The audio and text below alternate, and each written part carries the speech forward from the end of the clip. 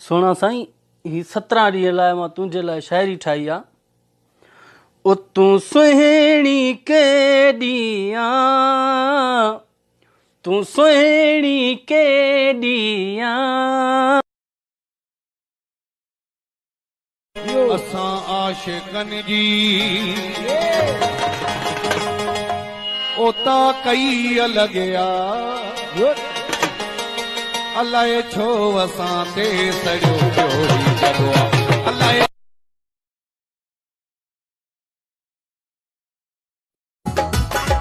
सिंध ॾिठी आ सारी आ सूरत उन जी प्यारी, मूं जान उन तां पारी आज साम्हूं जी यारी, मूं जान उन तां पारी आज साम्हूं जी यारी, मुंहिंजी अखियुनि आग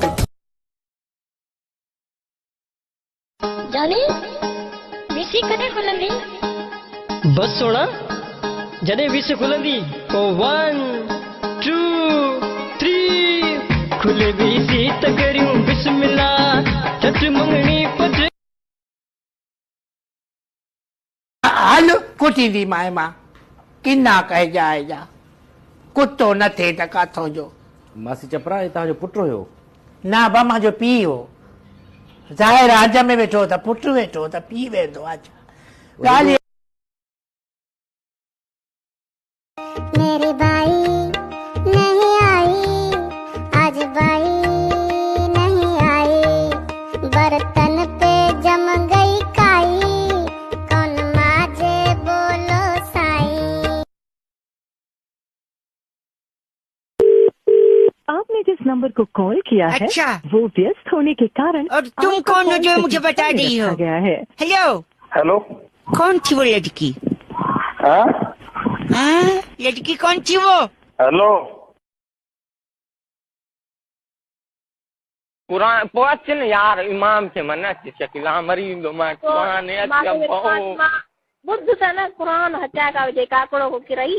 हां हां मां तो इहो जान पांजन के कुरान मां साईं गाला सलाह कर पो मां तो के देगड़ियुनि खे संभाल, माफ़ कजो देगड़ियूं घणी थी वियूं, हिकिड़ी खणूं था। देगड़ीअ खे संभाल कमींदई, साॻी पारूथी दाल कमींदई, ॿियनि जी नियाणियुनि खे अखियूं फाड़े थो निहारी, पंहिंजी ज़ाल खे संभाल कमींदई। कुकड़ जा 12 आना पाटोड़े में विझी खड़ी आयो, मुझो ही काॾे कन्यो जे घोट जे हेठां रखंदियूं, छो जे आरो कंदो आरो।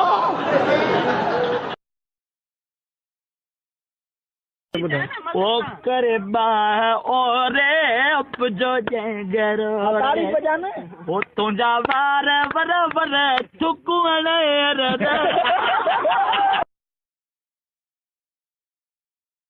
दे वालिया वाला हां कोन खोलिया ॾिसां थो वञणो आहे बाबा मेले ते 5 रुपया किरायो मुंहिंजो कंदा 5 रुपया बबुल जो वञा ने हल वठ अञा 10 हुजे दे हल कुतिया पुट छा कमायूं न एतिरा सॼो ॾींहुं वांदा